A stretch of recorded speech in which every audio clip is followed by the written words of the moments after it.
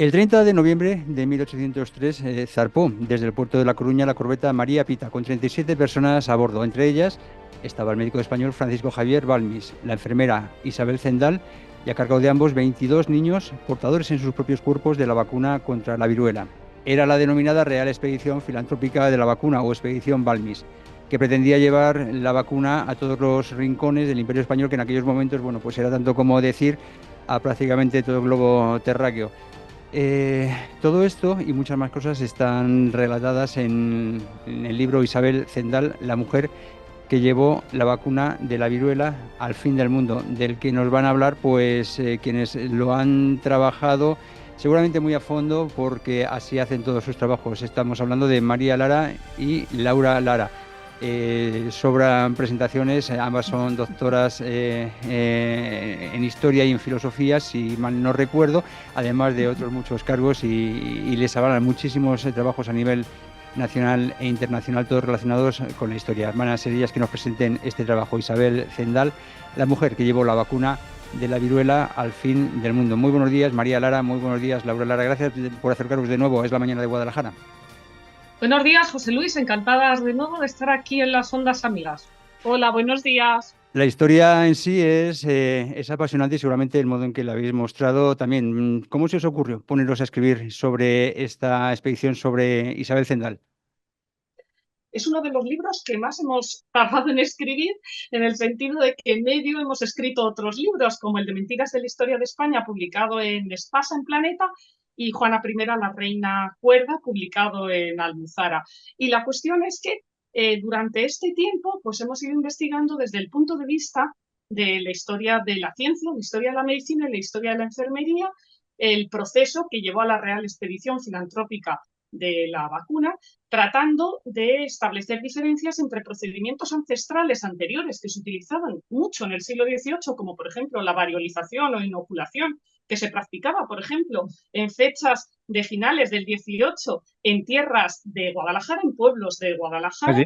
Ujú. y por otro lado, pues lo que fue la vacuna de la viruela, que en 1796 la inventa Edward Jenner y que va a ser, bueno, pues lo que van a llevar en el barco, en la corbeta María Pita, esos españoles que viajan para difundir la campaña de vacunación por todo el mundo, pero brazo a brazo, ante la falta de medios técnicos de laboratorio, porque no había frigoríficos ni mucho instrumental. Efectivamente, porque claro, se estaba comenzando entonces a investigar en este tipo de aspectos. Habéis comentado la realización o la vacuna, pero la vacuna entonces, estando en mantillas, no era tan sencillo como transportarla en una probeta. Se podía transportar en seres humanos. Y así se hizo, ¿no? Se eligió a niños que para llevarles por todo el mundo y cómo era este proceso, ¿no? Porque claro, la vacuna creo que la tenían que estar pasando de niño a niño periódicamente para que siguiera viva, por así decirlo, siguiera evolucionando. En el Archivo Histórico Nacional hemos investigado el proceso porque está el expediente, el dossier que contiene la documentación de la Real Expedición, y además es que hay ilustraciones, había dibujantes y también grabados que hacían artistas del momento y donde se van viendo cómo van surgiendo los granos en la piel de las personas que eran los transmisores, las cadenas vivas, los eslabones de esa vacunación, y luego, bueno, cómo les iban sacando el pus durante los días posteriores para que la travesía atlántica, cruzar el charco, fuera posible. Lo calculó muy bien el cirujano militar Francisco Javier de Valdis, porque calculó que con 22 niños más o menos que no hubieran pasado la enfermedad, se podía hacer la travesía haciendo una escala previa en las Islas Canarias antes de llegar al Caribe. Y lo logró. Y bueno, pues todo esto surge porque el rey Carlos IV había tenido pérdidas familiares a causa de la viruela. La viruela afectaba a todas las capas sociales. Entonces, bueno, pues habían fallecido su hermano, su cuñada, su sobrino, y luego fallece también su hija María Teresa de 3 años a causa de la viruela. Entonces, es un rey que es el de la época de la guerra de la independencia, pero que se ha puesto poco en valor esta gesta sanitaria que él impulsa, porque más allá de las desavenencias que luego tenía con su hijo Fernando VII o de ese triángulo entre su mujer María Luisa de Parma y el valido Godoy, Pues hay que subrayar que gracias a Carlos IV, la monarquía hispánica financió una campaña sanitaria sin precedentes Ujú. y con un fin totalmente filantrópico. Es decir, a diferencia de lo que vamos viendo a día de hoy, de los grandes poderes temporales del mundo que no se meten en una guerra o en alguna acción que debería ser humanitaria si no sacan beneficio, en el caso de la monarquía hispánica, Carlos IV no pidió ni un céntimo a nadie, es decir, que la monarquía hispánica, es decir, nuestras raíces españolas financiaron el viaje simplemente con el afán de sanar a la humanidad de la viruela, que no Ujú. se contagiara a la gente y que no se muriera, Todo de esto, todo el planeta. evidentemente, todo esto lo estáis contando. No sé si lo habéis planteado en modo ensayo, en modo relación documental, o lo habéis novelado en cierto modo. Es en modo ensayo porque es una obra que queríamos que los lectores supieran que todo lo que se dice es la realidad absoluta, la realidad científica. Es verdad que también en otros momentos escribimos novelas, como la novela El velo de la promesa, con la que gané el premio de novela histórica Ciudad de Valeria en 2011, o la continuación de la saga Memorias de Elena, o la novela que escribí sobre Christine de Pizan, Sin el estigma de Eva, sobre la primera escritora profesional de la historia que pudo vivir gracias a sus royalties. Esa la publiqué en Ciudadela en 2019.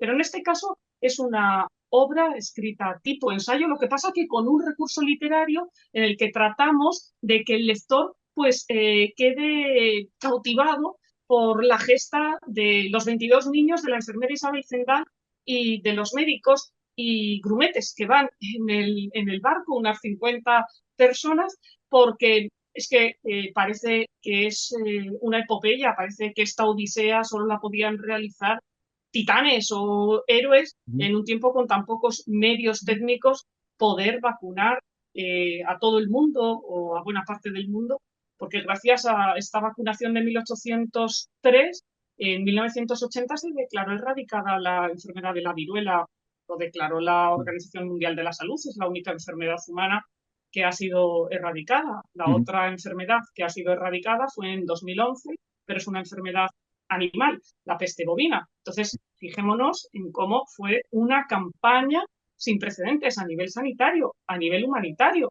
Ujú. Por eso en 1950 la Organización Mundial de la Salud reconoció a Isabel Sendal como la primera enfermera en misión internacional. Ujú.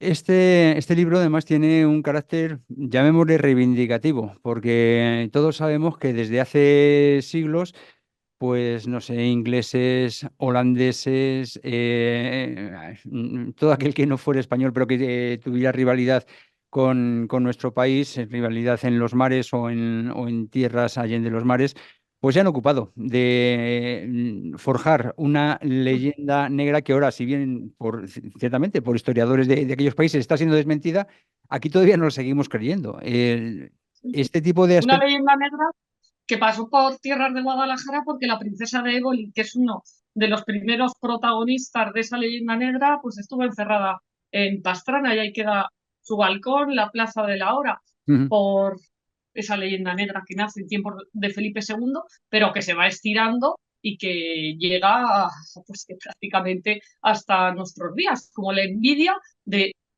a las proezas de España, pues echarle suciedad para tratar de eclipsar esas glorias. Y lo más triste, ya cuando surge la leyenda negra en tiempos de Felipe II, es que la alimentan españoles, porque ya lo que diga el extranjero enemigo, pero es que la alimenten españoles es lo más doloroso. Ahora hemos estado firmando, María y yo, la Feria del Libro de Madrid, hemos estado firmando de todas nuestras obras, han venido muchos lectores, decían que Isabel Zendal lo están leyendo en la Facultad de Medicina de distintas universidades. María y yo, como profesora de Historia de la Enfermería y de Historia de la Veterinaria, también pues nos lo transmiten los alumnos. Y desde la ciencia hay que abrir los ojos a la historia, y desde la historia, que también es ciencia, ese debate entre ciencia y arte, pues hay que ayudar también a esa otra parte de la historia, que es la historia de la medicina, la historia de los avances sanitarios, a que se conozca y a que se ponga en valor. Y lógicamente, como dice María,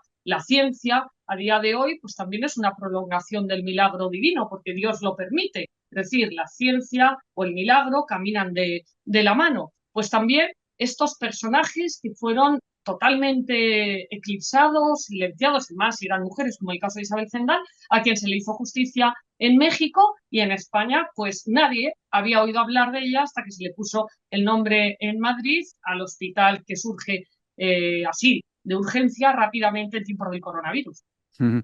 Desde luego, estamos hablando, pues, por supuesto, de la historia de España, que tiene partes más tortuosas, épicas en batallas, épicos héroes, pero también de esta parte humanitaria, porque Así es, hasta el sí. momento no se había conocido. Y a pesar de todo, aquí en España hacemos risas, ¿no? De todo eso que durante siglos se nos viene contando, aunque sea mentira y aunque esté siendo ahora mismo desmentido por hispanistas e historiadores que no son precisamente de España y que en ocasiones son incluso provenientes de aquellos países que se han ocupado de durante siglos forjar esta leyenda Sí, negra.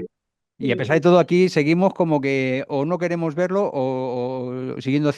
seguimos haciendo broma de todo ello. Y luego el nivel, en muchas ocasiones, del hispanismo internacional. Nosotras como profesoras Erasmus Plus y como profesoras visitantes hemos viajado por América, por Europa, también parte de Eurasia, África, en fin, y en grandes universidades de referencia a nivel europeo, te encuentras en algunos coloquios, en algunos congresos, esto lo digo aquí en confianza porque estamos hablando para la Alcarria, con hispanistas que parece que piensan que han descubierto la fórmula de la Coca-Cola, de la que hablamos en Mentiras de la Historia de España, que probablemente surgió en Valencia. Bueno, pues parece que han descubierto algo muy importante y realmente dices, pero si eso en España se estudia en los libros escolares. Lo que pasa es que luego parece que los periódicos, en algunos momentos, en determinadas tendencias, se le da más crédito a lo que diga un extranjero que a lo que diga un español, como si fuera un bombazo, y lo que está diciendo es una aberración, un disparate y una cosa que realmente con los argumentos científicos te causa risa, pero te causa dolor porque están hablando de España. Yo creo que Ujú. a nosotras nos duele España. Sí, creo que España regala muy alegremente el título de hispanista. No España como nación, sino que en general cualquiera dice soy hispanista. Cualquiera que investiga un tema que toca tangencialmente algo de España es hispanista, pero luego a qué español se le da el título de experto en Francia, en Inglaterra, en Holanda o en otros territorios. Es que no existe ni palabra. Ujú.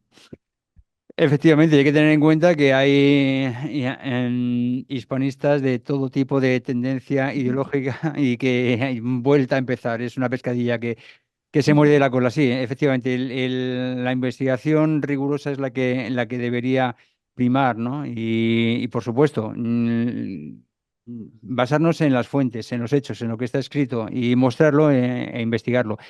Vamos a volver al libro. Hay algo que habéis dicho que me ha llamado mucho la atención y es que es el diseño de esta expedición de manera que se llegara a cruzar el Atlántico estando, digamos, la vacuna operativa. Entiendo que no salieron de La Coruña los 22 niños con la vacuna inoculada, sino saldría uno o dos y fue pasándolo porque la enfermedad tiene un proceso y fue pasándolo de niño en niño hasta que por lo menos uno o dos llegaran al otro lado del Atlántico con la vacuna, digamos, operativa. Esto es así más o menos, ¿no? Claro, porque ahí estaba la clave en que esos cuerpos estuvieran vírgenes de la vacuna para que tuviera efecto el ser un eslabón de la cadena sanitaria. Los 22 niños proceden en su mayoría de las inclusas de Santiago de Compostela y de La Coruña, pero también llevan desde Madrid. Balmis era un médico alicantino, militar, que había destacado como botánico y que es el que, como médico de cámara de Carlos IV, le va a proponer realizar esta expedición porque conoce lo que se está haciendo en el panorama internacional, que un inglés ha descubierto la vacuna de la viruela y, por otro lado, el estudio que se ha hecho desde el punto de vista teórico en Francia sobre la vacuna. Entonces, él lo quiere llevar a la práctica. En esos momentos, pues ser vacunador en Madrid en 1803, como contamos en el libro, hablando también de las intrahistorias y de las microhistorias dentro de la sociedad del antiguo régimen, pues era como bastante arriesgado, porque ya he dicho antes que había otra técnica previa que era la variolización o la inoculación, que le explicamos Laura y yo en la facultad a nuestros alumnos del grado en enfermería, y que consistía en algo, bueno, que es así como muy asqueroso. Era meter costras por la nariz, costras de heridas de enfermos de la viruela que la estaban padeciendo. Y entonces, a través de unas cañas, esa técnica la había ideado alguien en las culturas milenarias y después pasó por culturas de la India, Turquía, y la encuentra una mujer inglesa en el siglo XVIII, que su marido es embajador en Turquía, y la va a traer a Europa esa táctica, la variolización y la inoculación. Y aunque no fuera con unas cañas, eso se estaba haciendo en pueblos de Guadalajara en el siglo XVIII. Entonces, claro, como los padres tenían tanto miedo de que sus hijos se contagiaran de la viruela, pues los llevaban a que los variolizaran o inocularan de la viruela. Pero eso era más peligroso, porque claro, era meter costras de una enfermedad que estaba padeciendo realmente la persona, no eran virus atenuados. Entonces era peor el remedio que la enfermedad. Entonces, lo que tuvo que hacer Balmis y lo que tuvo que hacer Zendal fue llevar a cabo una campaña de concienciación de que, ojo, que la viruela se está preveniendo con la vacuna, pero no a través de contagiados directos, sino a través de un virus atenuado que vamos transmitiendo, pero que no viene de una persona que está padeciendo directamente la enfermedad, y por tanto, pues no se va a despertar la enfermedad en la persona a la que se le Claro, inyecte. Pero la claro, eso era variolización, difícil. digamos que metía el virus en toda su potencia y lo que hacía en Claro, realidad era un mecanismo de transmisión de la propia enfermedad. eso es. Y por eso necesitaban de la colaboración de los virreyes.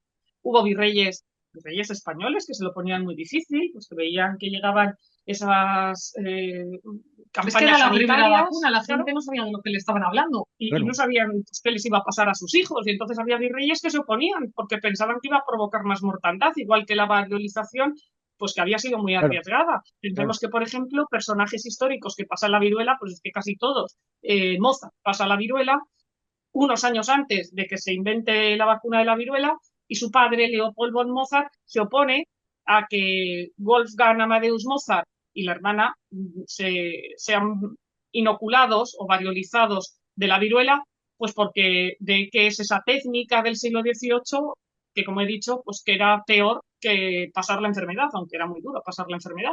Pero claro, ahora había que crear una distancia mental para que se supiera que la vacuna era otra cosa, y por eso piden también, Balmis, Zendal, la colaboración de los párrocos para que en las homilías digan a los padres pues que vacunen a sus hijos. Y de este modo llegan vacunando pues hasta China.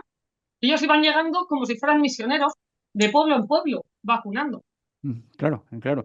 Y a partir de ahí, digamos que la propia biología hizo lo suyo Sí. y a partir de ahí, pues como decíais, afortunadamente en 1980 se pudo dar como erradicada la viruela. En Los fin, que nacimos después de esa fecha, de 1980, ya no tenemos la marca en el brazo. sí. Nuestros padres, abuelos sí que la tienen, de la vacuna de la viruela, Y que no era algún, inyectable. y algún que otro locutor de radio con el que estáis hablando también la tiene, que cuando era pequeño se me preguntaba, ¿y esto? ¿Y esto qué es? Bueno, pues eso es la vacuna de la viruela y a lo mejor estamos despejando dudas, ¿no?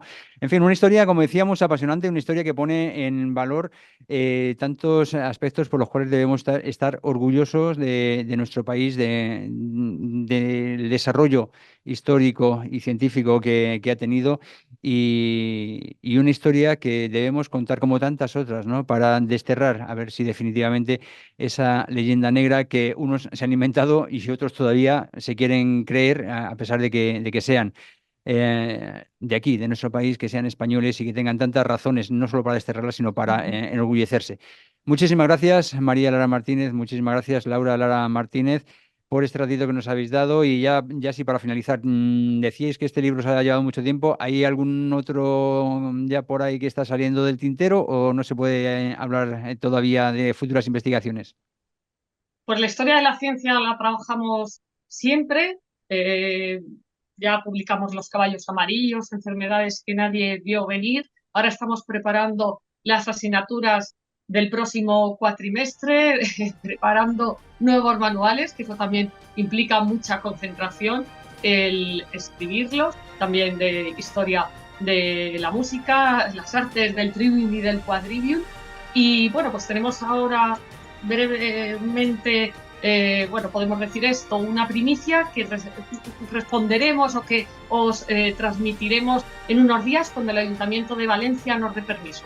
Sí, así que otro día podemos volver a hablar de que en la Real Expedición Filantrópica de la Vacuna hubo un guadalajareño, lo dejamos ahí en el ¿Ah, sí? aire, y a ver si podemos contar más adelante la primicia del Ayuntamiento de Valencia que decía Laura. Pues quedamos pendientes de todo ello. Muchísimas gracias, María Lara Martínez, Laura Lara Martínez, por este ratito que nos habéis dado y seguimos hablando. Un saludo. Gracias.